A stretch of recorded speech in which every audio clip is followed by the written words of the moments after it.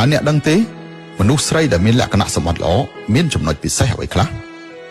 មនុស្សស្រីដែលមានលក្ខណៈសម្បត្តិល្អជាទូទៅនាងមិនសូវចូលចិត្តរាប់អានមនុស្សច្រើនទេនាងមិនសូវចូលចិត្តជួបជុំគ្នាហើយក៏មិនចេះបង្កបញ្ហាដែរចូលចិត្តធ្វើអ្វីដែលគួរធ្វើតែម្នាក់ឯងចូលចិត្តធ្វើអំពើល្អមានចិត្តសប្បុរសឲ្យតម្លៃទ្រព្យក្នុងខ្លួនជាងទ្រព្យក្រៅខ្លួន